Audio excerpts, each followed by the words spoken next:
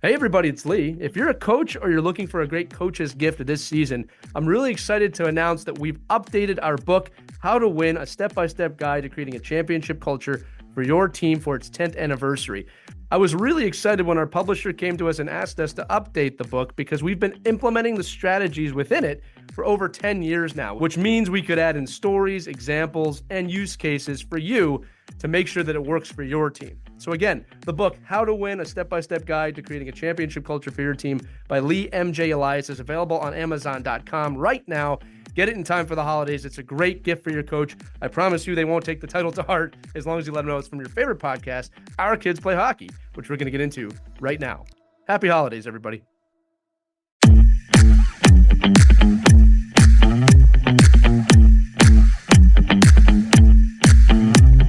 Hello, hockey skaters and goalies around the world. Welcome back to another edition of The Ride to the Rink. It's Lee and Mike with you today.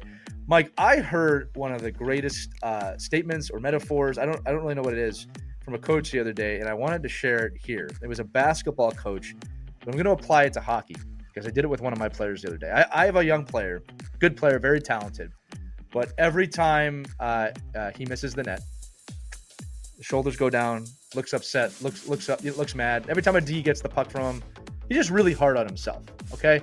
And it's coming from a good place. You know, he wants to be good. He wants to score goals. He wants to play well.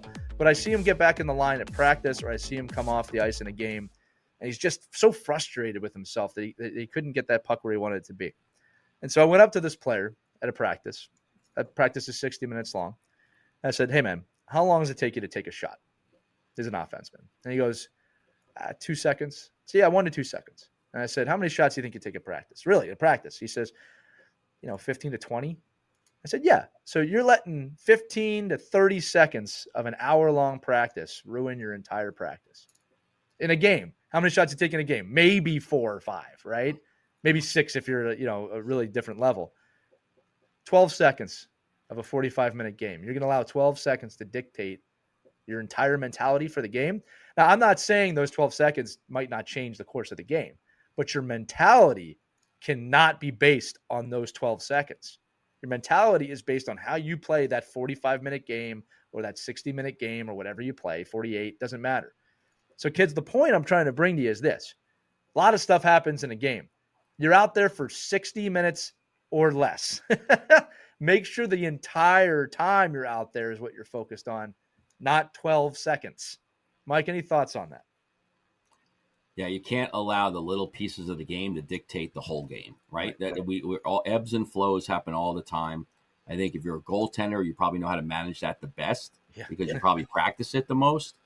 But as any kind of a player, being able to, as Lee talks a lot about in a lot of our episodes, be a goldfish, right? Just understand that you just have to. It comes and goes. Bad play, don't harp on it. Good play, great. You're expected to do that. Just make these plays where they don't dictate every single moment of the rest of the game. Enjoy the moment of a great play. How many times players, right, that we score a big goal and we're celebrating, everybody's happy and everybody's looking up at the stands at mom and dad, puck drops, boom, goal against. And I think that's because you weren't able to forget about the good thing. Just get back to business. And I think the same thing negative. You have a bad play, that little bad shot rings off the post. You should have scored. Everybody in the rink knew it was an open net. Should have put it in. You got to be able to rebound on that, turn around, and just try it again. Yeah, Mike, you make a really good point that this goes both ways. It's not just the bad plays, it's the good plays, right? The amount of times that you just said this, we get, we scored a goal, and then there's the shift after a goal, and we get scored on because we're still living in that goal, right? Now, let's just break this down a little bit more for the kids.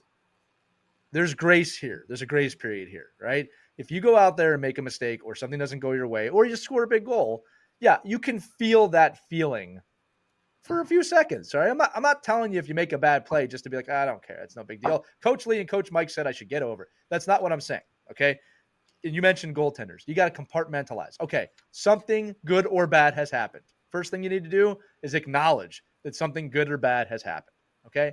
The next thing you got to do is maybe figure out what you're feeling. You're elated. You're excited. We just got a big goal. Or I feel horrible. I just gave up a goal. Or I'm frustrated. I wanted to make a goal. I wanted to make a pass. Acknowledge that feeling now, okay? So now you've acknowledged what happened, and now you know how you're feeling. The next step, and this should all take place in about 15 to 30 seconds. All right. Usually it happens between plays, is letting it go. All right. Whatever it is. Okay. That was a great feeling. I got to get present now. I got to get back to the game, and I'm refocused. All right. I can't have a player that in the third period is still stewing over something that happened in the first period. I can't have a player who on their next shift is still thinking about what happened on the previous shift, good or bad. I need you present on that shift. That's the work that needs to be done now. So kids, do not let most likely what is 3 or 4 seconds from a game or a practice dictate the entirety of that game or practice. The game is based on capitalizing on mistakes. The quicker you can compartmentalize good and bad and get back to the game, that is a skill, my friends. That is an immense skill. To be a goldfish skill, we'll call it, because of what Mike said. Get present and get back in the game. Great players can do that, right? Great athletes. We're not even talking hockey. Great athletes can do that. It's not always going to go perfect, and it's not always going to go bad. But if you can stay present, even-keeled, focus on what you can control, those are the keys to becoming better and better and better. So that's it. Mike, any final words on this before I close it out? No, I think you summarized it great. And I think that's something again, as a lot of things we talk about in these Ride to the Rinks, this is a teachable skill. This is thing you can learn this by practicing it. Doesn't have to be on the ice. Matter of fact, don't even be in the rink. You can practice all of this. You can even practice it. I've seen players practice it watching their game video, knowing, because when you watch a game video of you on Huddle and you're sitting there looking around and saying, "Oh my God, what a play that was! Oh, what a horrible move that was!" You in that moment are feeling the same emotions. You could train yourself out of those emotions. You could create and say, "Oh, okay, this situation, I'm going to do this. Or in that situation, I'm going to do this." And I think you could, and like anything else, it's something you can learn and something you can then implement in practice. Don't just, you can't go to the next game and go, "This is what I'm going to do." Right. Think about how you're going to strategize around it. Find what works for you. What works for you might not work for other people. Like one way to forget things isn't the same as maybe how other people forget things, or reinforce those negative thoughts in your head. There's other strategies around getting out of that. Yeah. And just practice it. Embrace the fact that you are going to have these emotions. Everyone has them.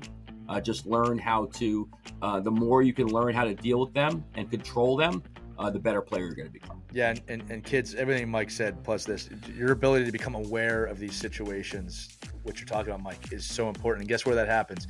On the ice, off the ice, at school, at home, with your parents, with your siblings. I mean, it's an all-the-time thing. If you really want to practice it, you practice it all the time.